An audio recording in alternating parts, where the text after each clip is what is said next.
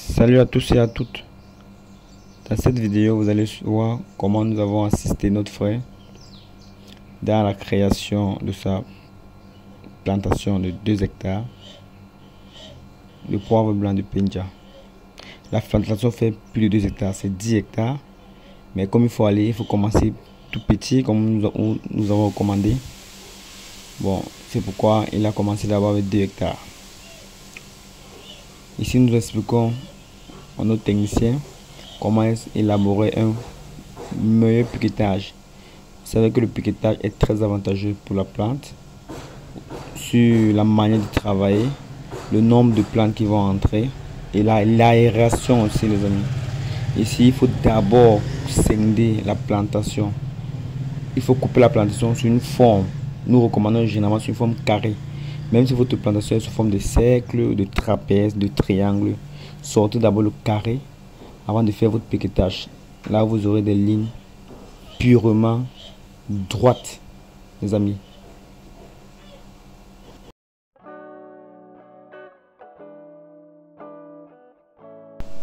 Et à l'aide d'une ficelle, vous tendez et vous matelez. Matelez veut dire mettre des points noirs au niveau du jalon. Le jalon, c'est l'espace que vous donnez entre vos plants pour les permettre d'être aérés. Généralement ici, nous avons fait du 2,5 sur 2, donc 2,50 sur 2. D'où un hectare, nous prend généralement 2000 plantes.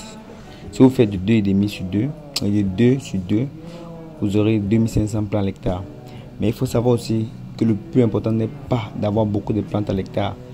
Le plus important, c'est de travailler la plante.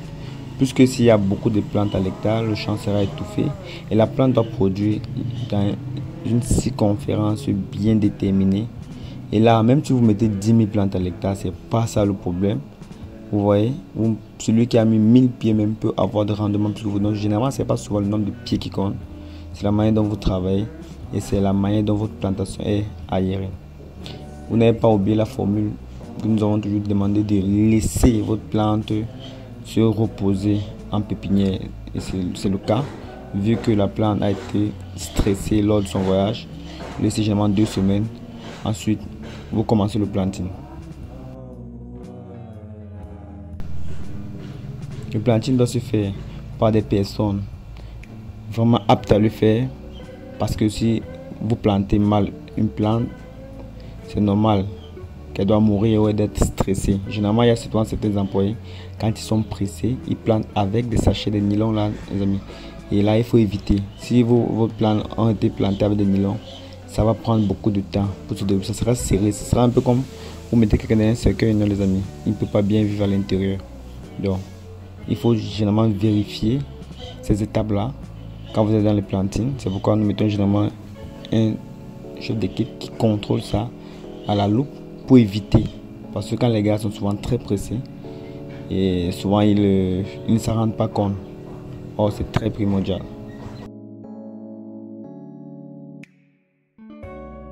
Quand le piquetage est réussi, les lignes doivent donner de tous les côtés. À gauche, à droite, devant, derrière.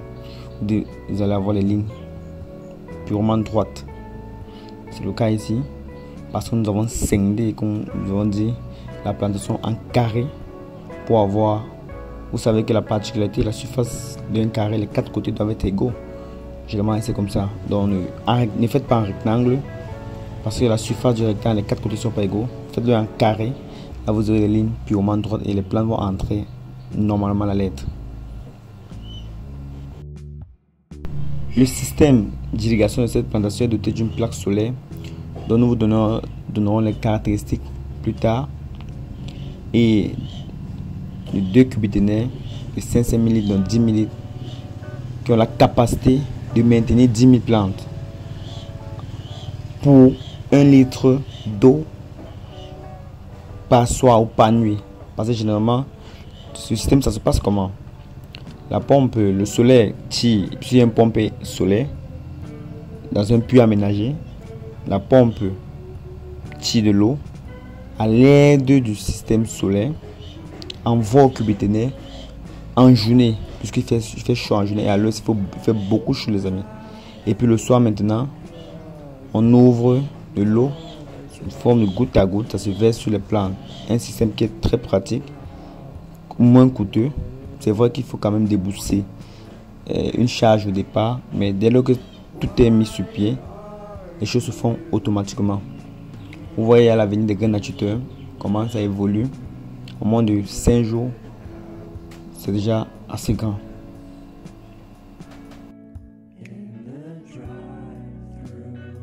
Nos 2 carrés sont constitués en 2 vannes d'arrêt parce que c'est scindé les amis. Vu que l'hydrologiste ne pouvait pas, il n'a pas voulu aller en un coup. Il a scindé en 2, déjà pour avoir la pression d'un côté, de l'autre côté, pour ne pas utiliser tous les côtés au même moment. Donc on a la possibilité de fermer un côté. Si on a besoin, si le besoin en eau est un peu plus conséquent, d'ouvrir de l'autre côté. Et c'est une solution vraiment fiable pour pouvoir arroser les plantes sans grande difficulté.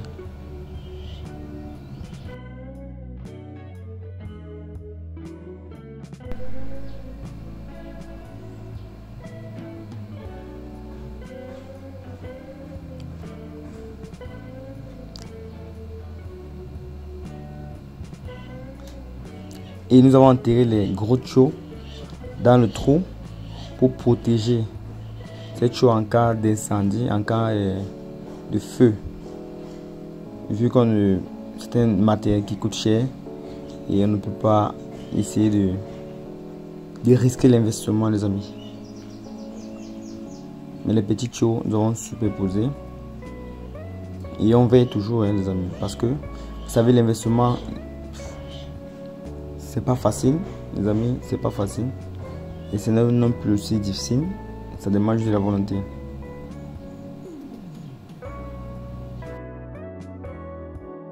J'ai un monsieur qui disait généralement que il pouvait lui acheter sa voiture de luxe que d'investir, de réfléchir à investir dans l'agriculture ou dans l'immobilier. Parce que l'investissement n'est pas facile. Les amis, on ne peut pas lui donner tort, il a raison. Ouais, c'est son point de vue. Mais nous disons, il est plus mieux d'essayer à investir que de prendre son argent et d'essayer une expérience dont vous n'allez pas tirer une leçon pour pouvoir enseigner à vos jeunes générations. Nous préférons investir même si nous échouons, car les leçons que nous allons tirer, nous pourrons aider les générations futures.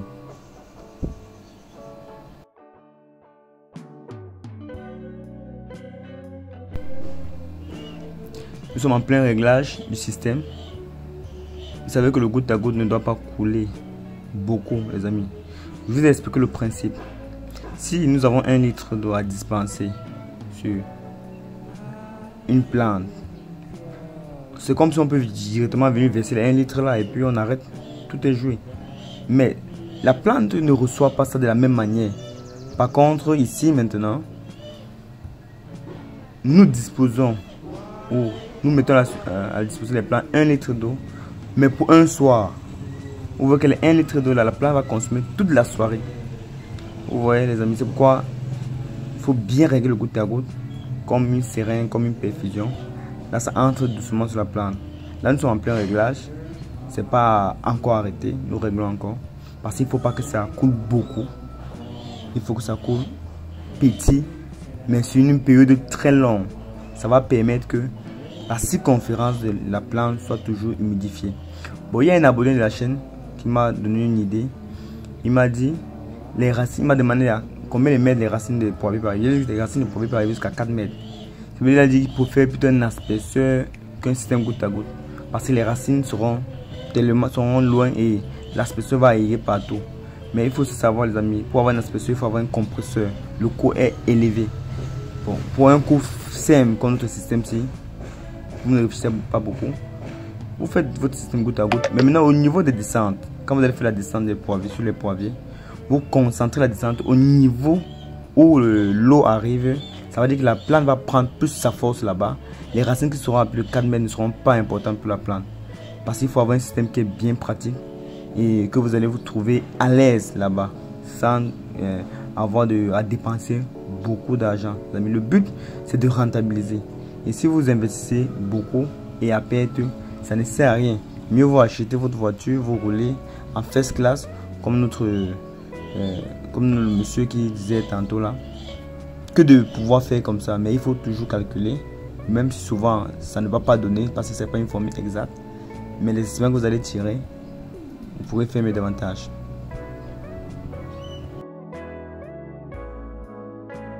Le mot de fin, c'est: vous préférez acheter un véhicule qui coûte 150 millions ou investir dans une plantation comme celle-ci, les amis. Nous vous laissons méditer et on vous dit, si ça vous a plu, mettez un pouce bleu, ça nous fera beaucoup plaisir. On vous dit à une autre vidéo.